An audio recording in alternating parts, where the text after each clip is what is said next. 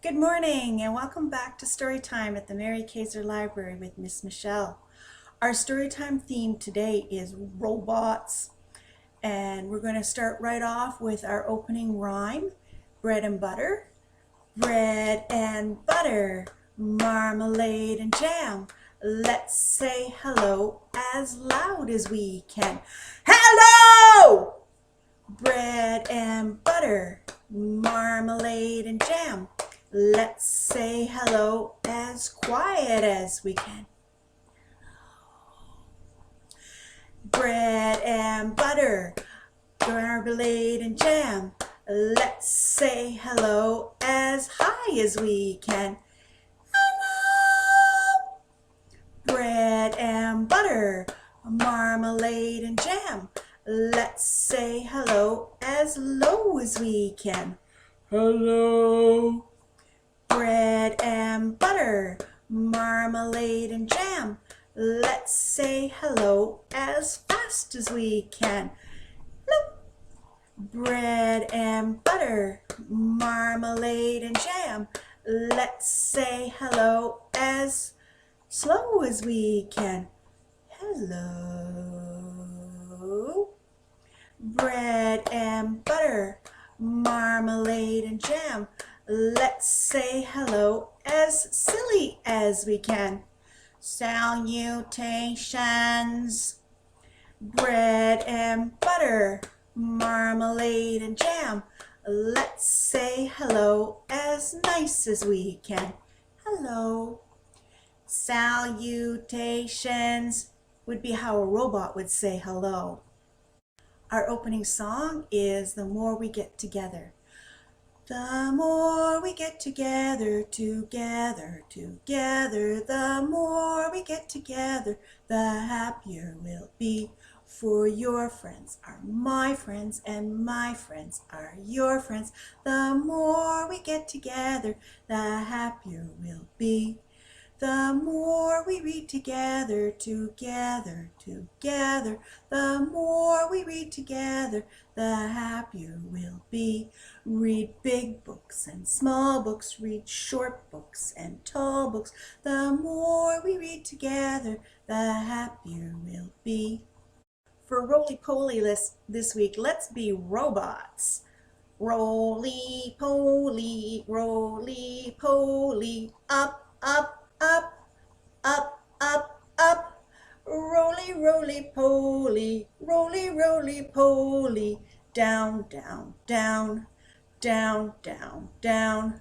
Roly, poly, roly, poly. Out, out, out, out, out, out. Roly, roly, poly, roly, roly, poly. In, in, in, in, in, in.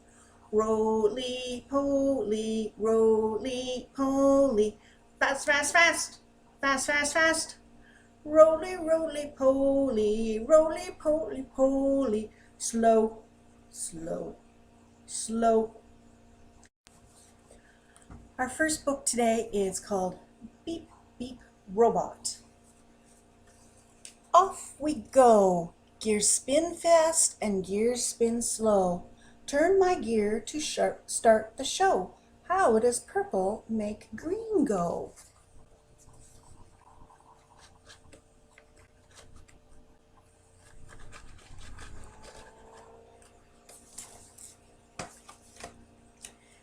Gears have teeth that fit in grooves. Watch me spin, check out my moves. Turn my gear to start the show. How does yellow make green go?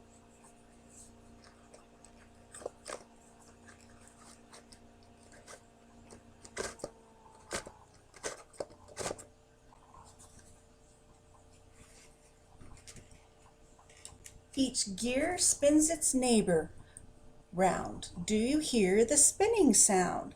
Turn my gear to start the show. How does orange make green go?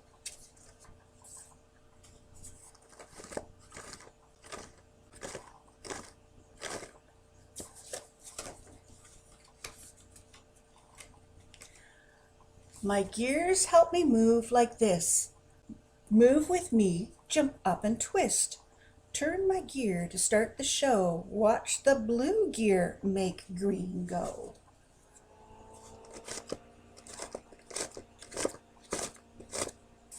Blue one and the green one.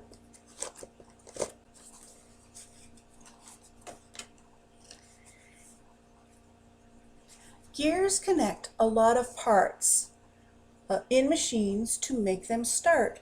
Turn my gear to start the show. Watch the red gear make green go.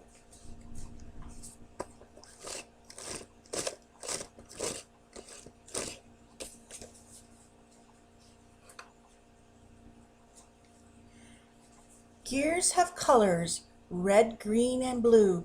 Which one is the gear for you? Now you know how the pink gear makes green go.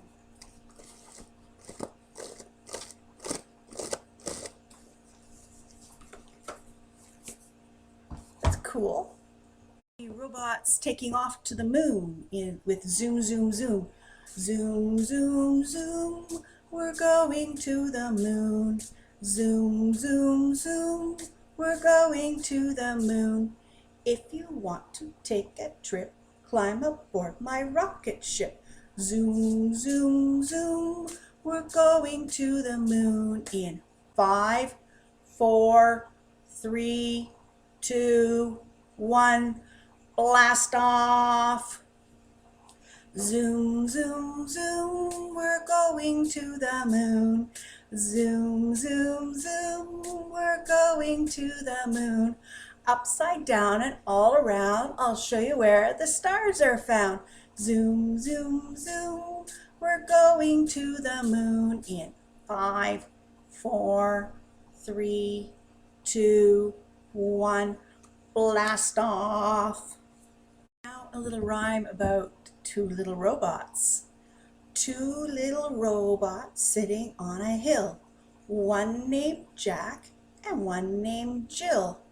Beep away, Jack. Boop away, Jill. Beep back, Jack. Boop back, Jill. Our next story is called Beep and Ba. It's by James Burks. There's some pages where there's more pictures than words, so I'm going to let you see those. Sniff, sniff.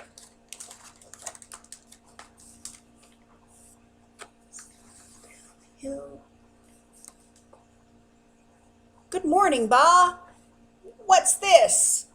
A single sock? There's only one thing to do. We must find its match.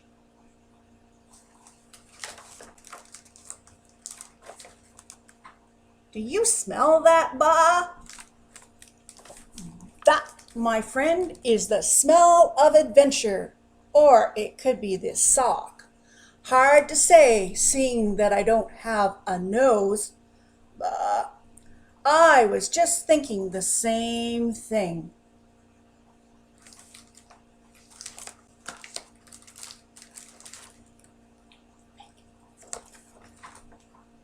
Hello, Pig. Does this sock belong to you? Oink. No, it's not filled with food. Oink, oink, oink. No, you can't eat it.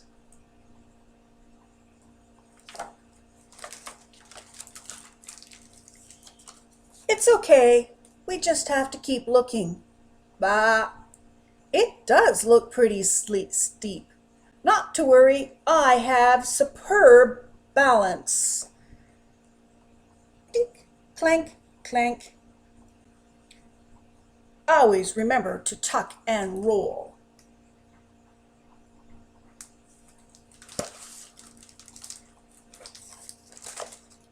Chicken. Hello, chicken. Does this belong to you? Walk, walk, walk. The sky is falling. Walk, walk, walk.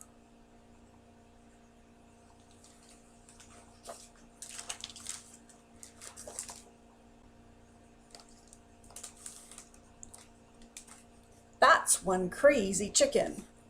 Thud. Quack!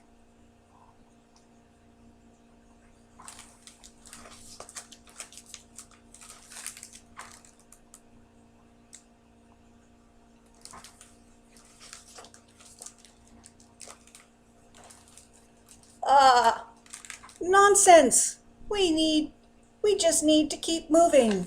The sign says, beware, quicksand.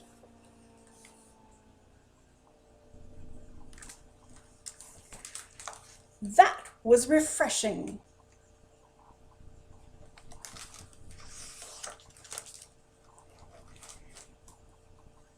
Ox. Excuse me, does this sock belong to you? But I've got a good feeling about this. Clang.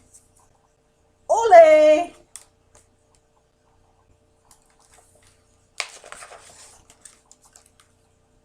Uh-oh. Bear.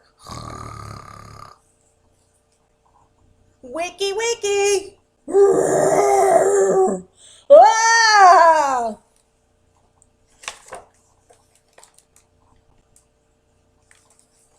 Moo.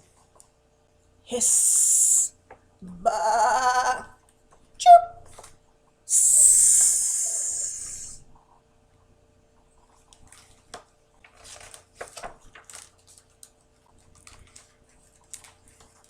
Squeakity squeak. Honk. Ribbit. Rock. Worry not, my friend. We haven't reached the end of the road yet. There's still somewhere we haven't looked. We must go where no goat has gone before.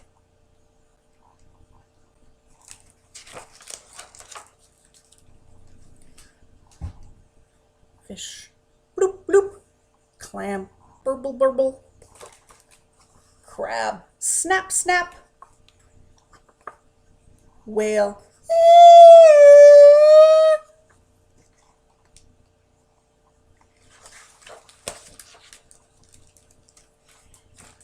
It doesn't look like the sock belongs to anyone down here either. No, the giant squid is just an old fisherman's tale. Ah! Sploosh. It looks like this is the end of the road. Sign says, go back, end of the road. I guess we'll never find the other sock.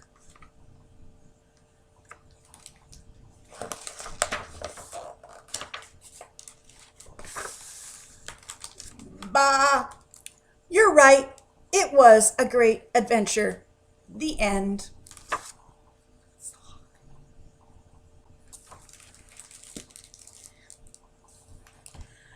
Next we'll sing I'm a Little Robot.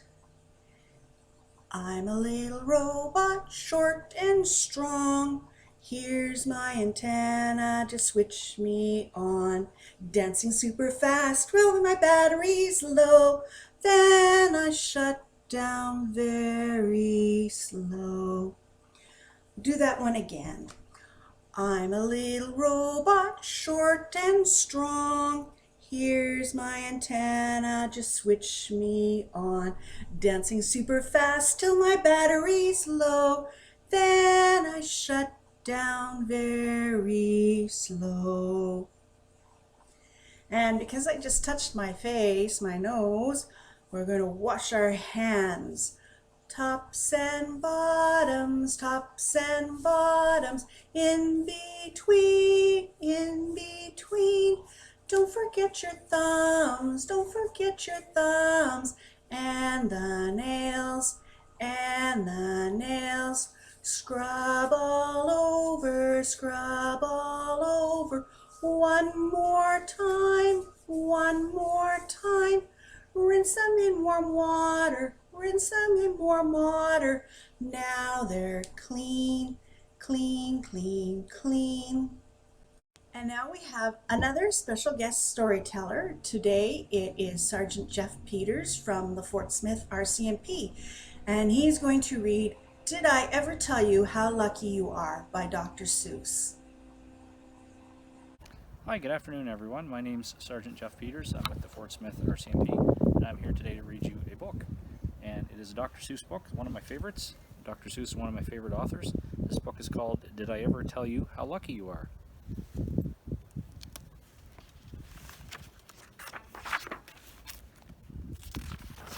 Did I ever tell you how lucky you are? When I was quite young and quite small for my size, I met an old man in the desert of Dries, and he sang me a song I will never forget. At least, well, I haven't forgotten it yet. He sat in a terribly prickly place, but he sang with the sunny, sweet smile on his face. When you think things are bad, when you feel sour and blue, when you start to get mad, you should do what I do. Just tell yourself, ducky, you're really quite lucky. Some people are much more, oh ever so much more, oh muchly much more unlucky than you. So now he's going to tell you about all the people that have it worse off than this guy. Be glad that you don't work on the Bunglebung Bridge, that they're building across Boober Bay at Bum Ridge. It's a troublesome world, all the people who are in it are troubled with troubles almost every minute. You ought to be thankful a whole heaping lot for the places and people you're lucky you're not. So look at all these guys. They're all building a bridge, and they have some pretty horrible jobs by the look of it, so I don't think I'd like to be any of those guys. Looks pretty unsafe to me. Just suppose, for example, you lived in Gazette and got caught in that traffic on Zate Highway 8. So again, this looks pretty bad place to be. All these guys are stuck in traffic. No, traffic's not moving. There's people yelling at each other. Definitely don't want to be any of those guys.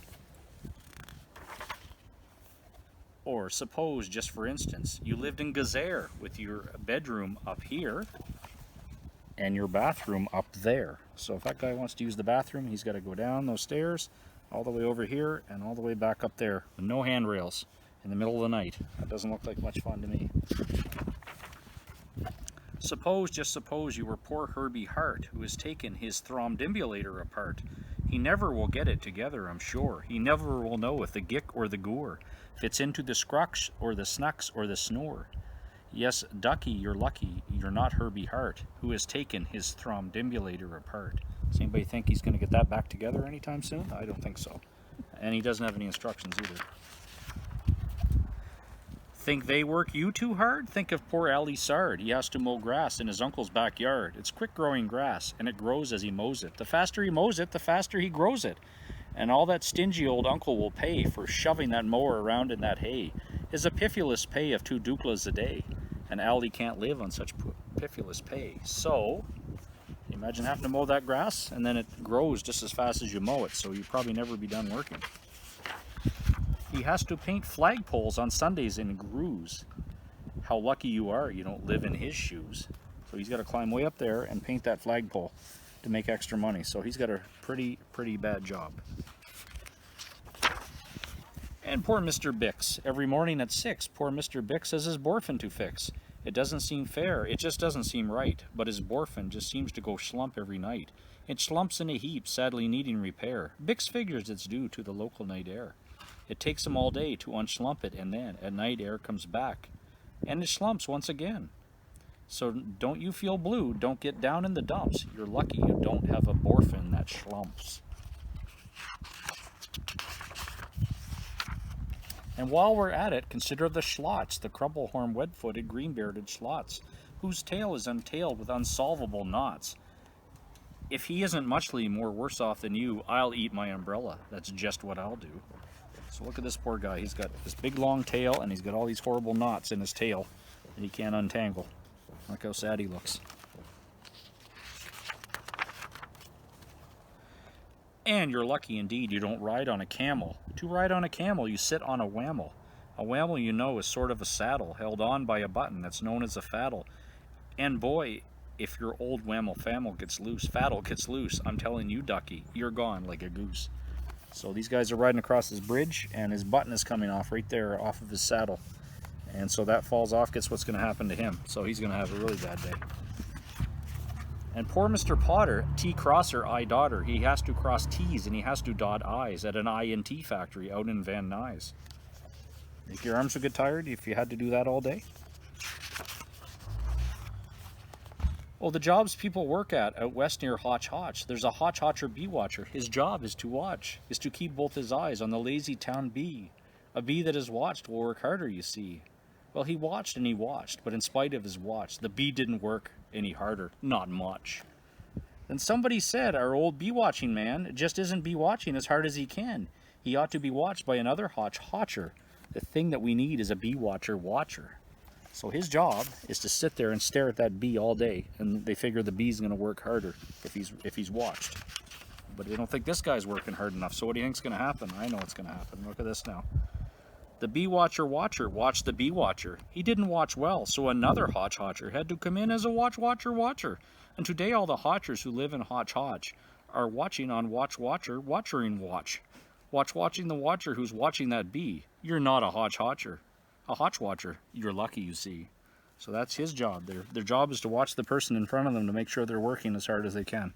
So that seems like a pretty long day. How fortunate you're not, Professor DeBreeze, who has spent the past 32 years, if you please, trying to teach Irish ducks how to read Javanese. I don't know what Javanese is, but I'm pretty sure those ducks don't know how to speak it either, so I think that's probably a pretty bad job. And think of the poor, puffing Pugelhorn players who have to parade down the Pugelhorn stairs every morning to wake up the Prince of Puboken.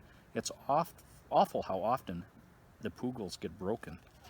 It looks pretty dangerous riding down those stairs on these things while you're playing the horn. And oh, just suppose you were poor Harry Haddow. Try as he will, he can't make any shadow. He thinks that perhaps something's wrong with his giz.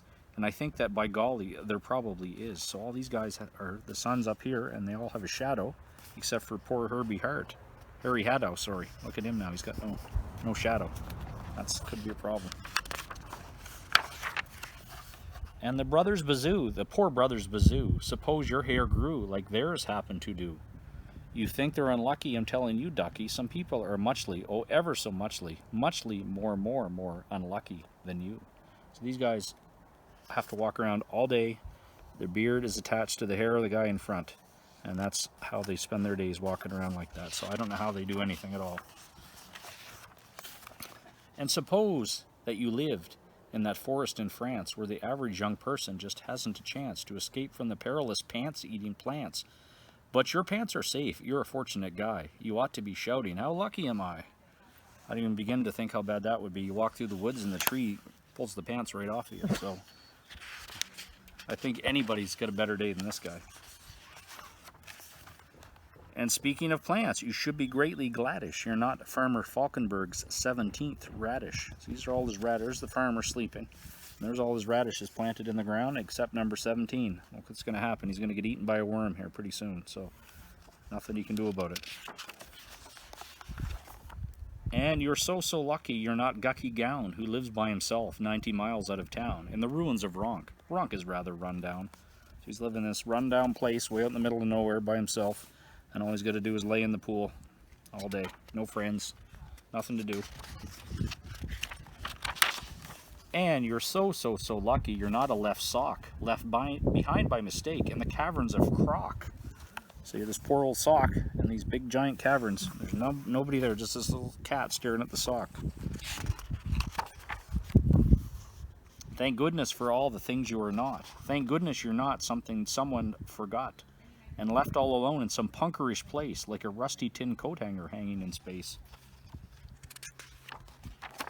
That's why I say, Ducky, don't grumble, don't stew. Some critters are much, oh, ever so much, so muchly, much more unlucky than you. So what he's telling him is you got it pretty good. He just went through a whole book of people that and creatures that have it a lot worse off than he does. I think by the end of it, he feels pretty good. Like, I don't have very much to complain about with all these other problems.